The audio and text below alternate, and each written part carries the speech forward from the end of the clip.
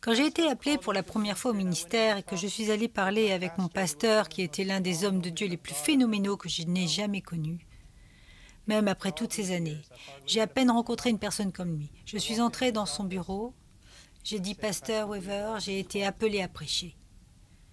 Il s'est retourné et, intimidé, il avait ses cheveux argentés tout en arrière. Un homme. Il m'a regardé et dit « Garçon, peux-tu être seul ?» Je pensais qu'il voulait dire que si je prêchais la vérité, sais-tu que les gens le feraient. Ce qu'il voulait dire, c'est que tous les autres garçons font des voyages. Les chrétiens sont ensemble et courent dans des réunions de célibataires et font tous leurs petits trucs chrétiens ensemble et tout le reste. Pouvez-vous juste être seul avec Dieu? Quand tu vieillis, ta femme sait qu'elle n'a pas tout ton cœur. Et il y a des moments où tu as ce regard dans les yeux et elle doit juste s'éloigner parce que tu vas être seul, parce que tu appartiens à quelqu'un d'autre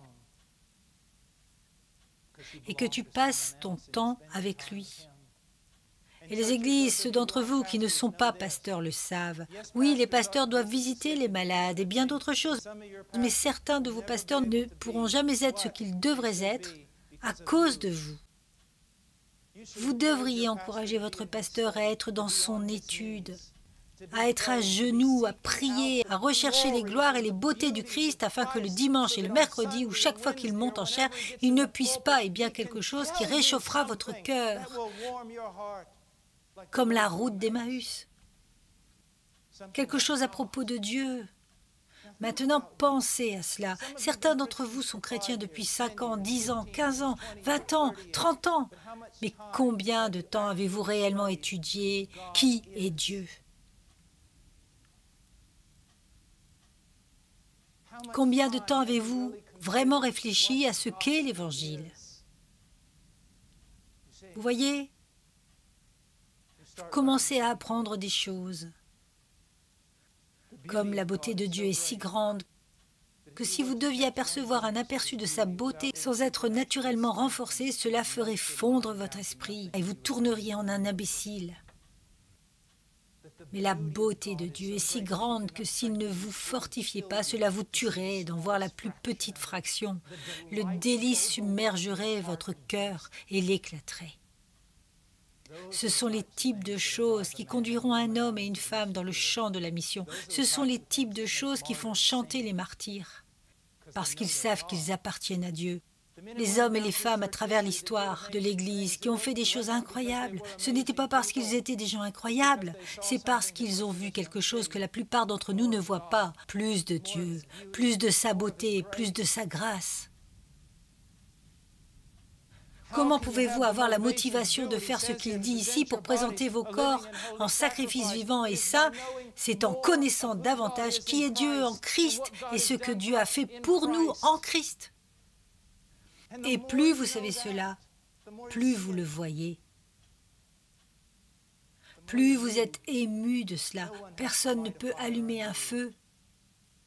Tu n'as pas besoin d'aller à une conférence quelque part pour t'enflammer. Il est ton feu. La connaissance de sa beauté et sa gloire, c'est ce qui t'émeut. Nous vivons à une époque si superficielle et je déteste quand les ministres et les ministères essaient de réduire le temps avec Dieu à une petite chose de pain quotidien ou de prière de 5 minutes ou ceci ou cela. Il n'y a pas de substitut. Cela ne remplace pas la marche avec Dieu. Il n'y a pas de substitut au temps. Et je ne parle pas seulement aux ministres. Si vous devez vraiment connaître l'Évangile, vous devez vraiment connaître Dieu. Vous devez réaliser que vous avez une priorité. Votre priorité est, comme il est dit dans Osée, de continuer à connaître le Seigneur. C'est votre priorité. Et ce faisant, tout le reste trouvera sa mesure corrective. Vous dites bien, j'ai besoin d'être un meilleur mari, donc je vais étudier davantage comment être un meilleur mari. Vous en savez déjà plus que vous ne pouvez obéir. Je prêchais pour l'une des écoles internationales de la Master Academy à Samara en Russie. Et je devais prêcher. Je pense que c'était comme 26 sermons sur le mariage. Nous étions sur le sermon 18 et je n'avais toujours pas mentionné le mariage. Ils ont dit, que faites-vous? J'ai dit, que savez-vous tous sur le mariage? Vous n'avez tout simplement pas le pouvoir de faire ce que vous savez. Alors pourquoi le devriez-vous? Je vous donne juste plus de principes pour vous en charger. Mais vous montrez d'où vient le pouvoir. C'est de le connaître, de le connaître. Je vous exhorte donc, frères, par les compassions de Dieu, à offrir vos corps comme un sacrifice vivant, saint. Le temps indique tous les jours de reconsacrer votre vie. C'est une sorte d'appel prophétique. Vous savez, là, avec le prophète, où il dit « Combien de temps allez-vous boiter entre deux opinions? Si Baal est Dieu, alors adorez-le. Mais si Dieu est Dieu, alors donnez-lui tout. » C'est un peu ce qui se passe ici. Une fois dans votre vie, décidez où vous allez. Tenez-vous là-dessus. Allez-vous vivre dans la médiocrité? C'est une chose horrible, la médiocrité. Mais combien plus horrible est-ce quand il est vécu à la lumière de ce que Dieu a fait pour nous, en Christ? Allez-vous continuer dans la médiocrité? Allez-vous commencer à creuser pour connaître Dieu et connaître le Christ et connaître l'Évangile afin que la médiocrité soit balayée, que vous deveniez zélés pour les choses qui en sont vraiment dignes? Une fois pour toutes, en prenant une décision et en vous tenant dessus pour vous présenter à Dieu. Vous lui appartenez. Et regardez ce qu'il dit ici, présentant vos corps. Je me suis toujours demandé pourquoi. Pourquoi ce langage est utilisé ici? Eh bien, si vous allez à Romains 6, on a toujours le même genre de langage. Romains 7, il y a cette idée de corps, corps, corps. Je pense presque à un moment que le Saint-Esprit a écrit ceci à travers l'apôtre Paul, parce qu'il nous connaissait. Je suis sûr que chaque génération a ce problème, mais nous semblons exceller dans ce problème. Et quel est le problème? Vous voyez quelqu'un dans l'Église vivant dans le péché, vivant dans la rébellion contre Dieu, et vous lui dites « Regarde, tu dois être en règle avec Dieu. » Et que te disent-ils? « Tu ne connais pas mon cœur, ne me juge pas. Tu ne connais pas mon cœur, tu ne sais pas ce qu'il y a dans mon cœur. Tu ne connais pas mon cœur, alors recule-toi, mon pote. » Regarde, mon gars, je n'ai pas besoin de connaître ton cœur. Je dois juste surveiller ton corps. Sais-tu ce qu'est ton cœur? Ton cœur est le centre de contrôle de tout ce que tu es dans les Écritures. C'est le centre de contrôle de ta volonté, le centre de contrôle de tes émotions, le centre de contrôle de tout. Et donc, tu ne peux pas dire que Jésus a ton cœur sans qu'il ait le reste en toi. C'est pourquoi Ésaïe dit que je suis un homme aux lèvres impures et j'habite parmi les gens aux lèvres impures. Il n'est pas tellement préoccupé par les lèvres. Mais Jésus nous a dit ce qui est vrai de la bouche. Le cœur se révèle à travers la bouche. Vous voyez, voici le point. Et je déteste briser votre petit cœur, mais personne ne se soucie de votre cœur, d'accord? Le problème n'est pas votre petit cœur. Il ne s'agit pas simplement de ce que vous ressentez à l'intérieur, ce n'est pas cela. Il s'agit de ce que vous faites, parce que c'est ce qui manifeste vraiment le contenu de votre cœur, ce que vous faites. Et s'il a votre cœur, il aura vos oreilles, et vos yeux, et votre langue, et vos mains, et vos pieds. Voyez-vous cela? Paul ne le fera pas. Passons à autre chose ici. Pas de super spiritualité ici, pas de mystique, pas de gnosticisme ici. Non, non, non, Paul ne va pas le permettre. Il parle de l'idée hébraïque, l'idée biblique de l'homme comme une totalité. Si tu aimes vraiment Dieu, ça va être exprimé dans ton cœur. Âme, esprit et force. En vivant d'une certaine manière. Offrez vos corps comme un sacrifice vivant et saint. Maintenant, qu'est-ce que cela signifie un sacrifice vivant? Les deux idées ici, les deux peuvent être dans cette idée.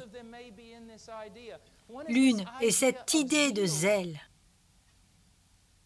d'être passionnés, d'être zélés. Nous pouvons devenir zélés pour tant de choses. Mais nous sommes appelés à donner une vie zélée à Dieu. Et comment pouvons-nous faire cela? Nous le faisons à nouveau en sachant plus sur Dieu dans son évangile. Mais aussi, ne soyons pas super spirituels. On fait cela aussi en s'appuyant les uns sur les autres. Je suis un homme très faible, mais je suis un homme très béni car je suis toujours entouré d'hommes qui aiment Dieu. Par des gens qui aiment Dieu, pour que dans leur lumière, je vois parfois mon manque de zèle et je suis capable de me repentir. C'est le but de l'Église. Nous devons être un peuple zélé pour Dieu, afin que lorsque l'un de nous se refroidit, il est amené dans la communauté, voit le zèle des autres, il se repent et se tourne vers Dieu. Soyez un peuple zélé, pas un peuple insensé, pas un peuple rempli d'émotivité ou d'enthousiasme, mais un peuple avec un vrai zèle, un vrai feu, à cause de l'œuvre de l'Esprit de Dieu parmi eux et de la connaissance de Dieu parmi eux. L'idée ici aussi est une nouvelle vie. Voici quelque chose qui serait vraiment utile si vous pouviez saisir autant aujourd'hui d'énergie et de zèle dans l'Église que je décrirais comme mécanique,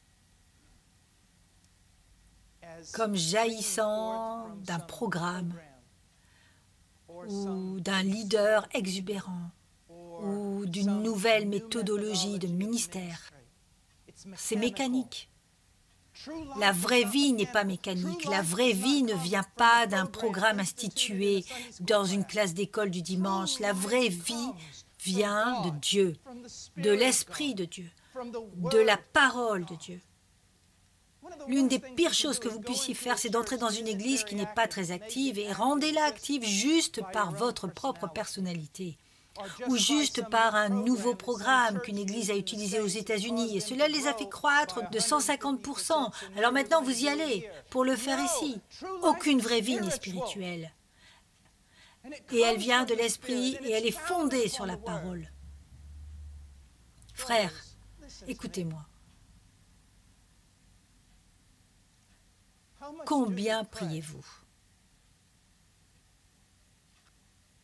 Combien priez-vous en tant que congrégation? Parlez-moi de votre prière en congrégation dans votre église. Je ne parle pas de vous tous réunis pendant 1 heure. Les 45 premières minutes sont des gens qui se lèvent comme une assemblée publique et partagent les maladies et les problèmes de tout le monde. Puis c'est terminé avec environ 10 minutes de prière. Ce n'est pas ce dont je parle. Je parle de la prière en congrégation, où vous cherchez juste le Seigneur. Ma maison sera une maison de prière, il l'a dit. Vous parlez de la vie spirituelle. L'exposition des Écritures est absolument nécessaire pour la vie spirituelle. Mais si vous pensez que c'est juste toute l'exposition des Écritures, vous vous trompez, parce que vous ne faites pas que la moitié du devoir apostolique. Ils ont dit que nous nous consacrerons à la prière et au ministère de la parole, pas seulement au ministère de la parole. Et pas seulement la prière des dirigeants, mais la prière de la congrégation. Et pas seulement en tant qu'individu, mais en tant que congrégation. Je peux dire cela parce que je ne suis pas un ancien de mon église.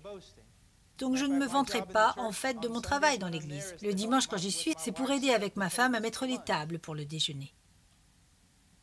Mais notre aîné, quand il est arrivé pour la première fois, il a dit que nous prierons. Donc nous avons un service du dimanche matin. Un service du dimanche matin, nous n'avons pas d'école du dimanche. Nous ne sommes pas contre les écoles du dimanche. Nous n'avons simplement pas d'école du dimanche. Ce service principal commence par 1 heure de prière collective, qui n'est pas la réunion de prière avant le service. C'est le service, 1 heure de prière collective. Il a fallu à notre pasteur et maintenant et à nos 2 aînés, il leur a fallu environ 1 an et demi pour nous apprendre à prier collectivement.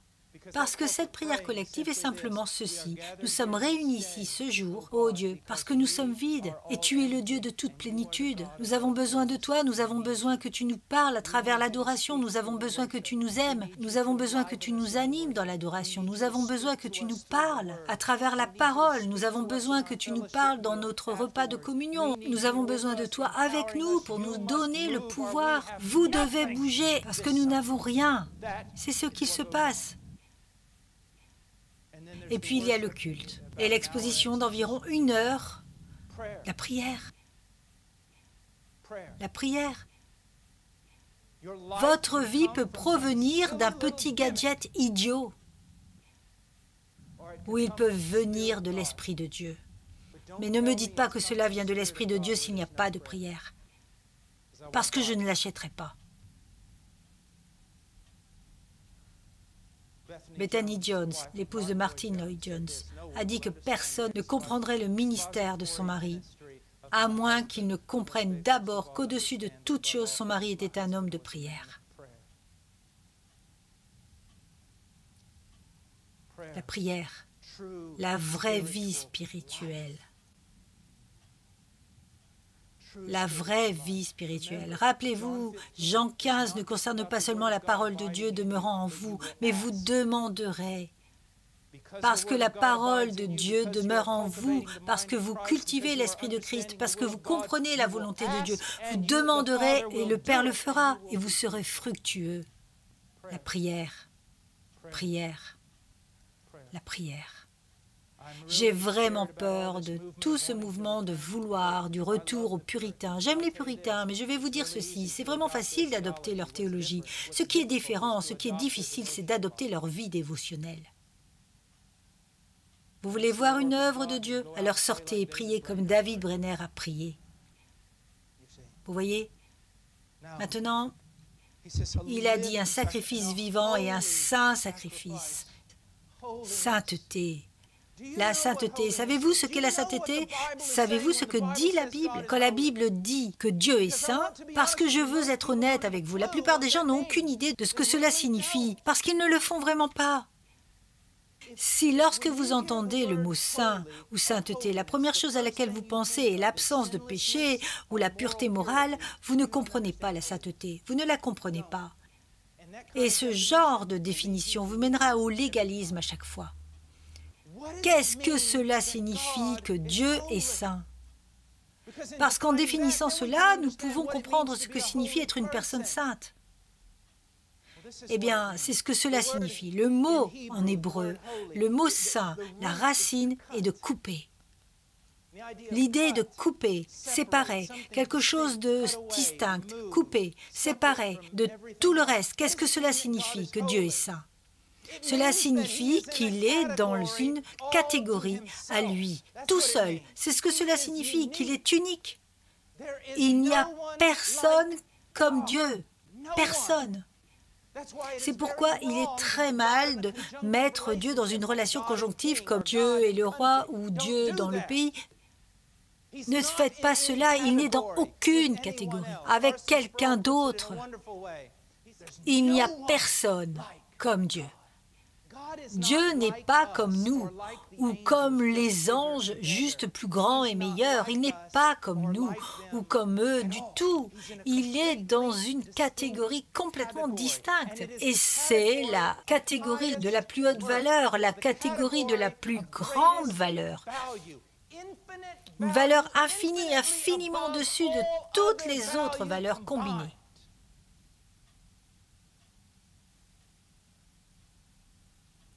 Il est distinct et de la plus grande valeur.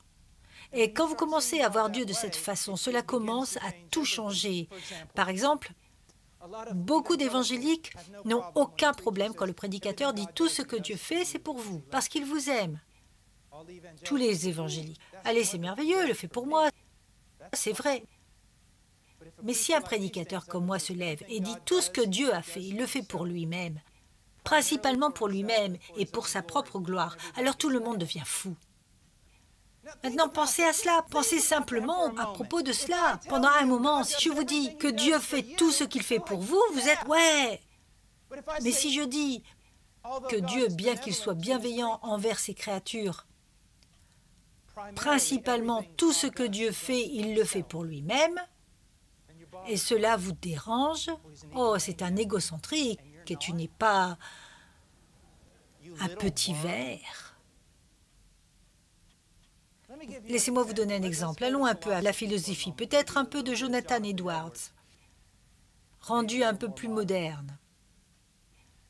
Si vous voyez un mec debout sur un trottoir sous la pluie, en sous-vêtements, en dehors de sa maison, et vous dites « Pourquoi faites-vous cela ?»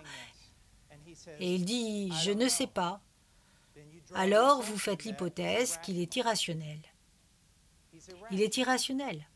Mais si ce même homme en sous-vêtements, sous la pluie, à l'extérieur de sa maison, se tient là, et vous dites « Pourquoi êtes-vous ici ?» et il dit « Parce que la maison est en feu », il est rationnel. Il est rationnel. Pourquoi est-il rationnel? Il a une raison pour ce qu'il fait. Maintenant, la créature la plus rationnelle choisira la raison la plus rationnelle ou la plus élevée pour ce qu'il fait. Voyez que ce n'est pas seulement vous choisissez une raison pour ce que vous faites, vous choisissez la raison la plus élevée. Ce qui pourrait être la raison la plus élevée que Dieu choisirait pour faire quoi que ce soit, serait-ce vous? Êtes-vous la raison la plus élevée? Êtes-vous le plus grand?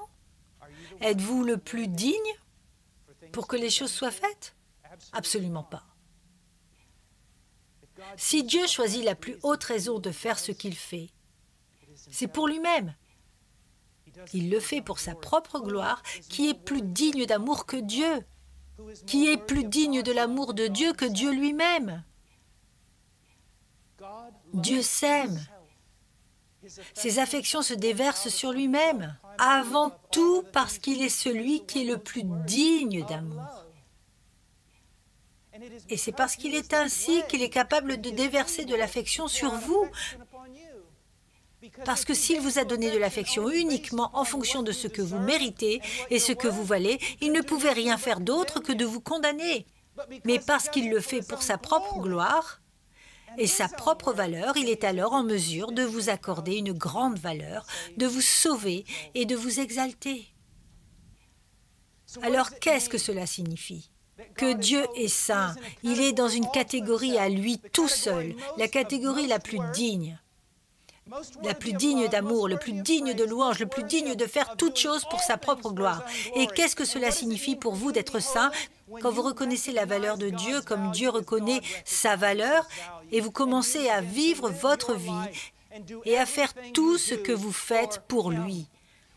Quand il devient votre raison la plus élevée pour ce que vous faites, si la sainteté n'est rien de plus que Dieu est sans péché, alors vous allez vous promener et penser simplement à respecter les règles et à éviter le péché, et vous pouvez devenir un pharisien et un légaliste. Mais si vous avez vraiment vu tellement de la gloire et de la beauté de Dieu, que cela a captivé votre cœur et que vous le voyez comme celui qui est le plus digne de tout, alors vous faites les choses pour lui. Et maintenant, ce n'est pas du légalisme, c'est relationnel, c'est de l'adoration.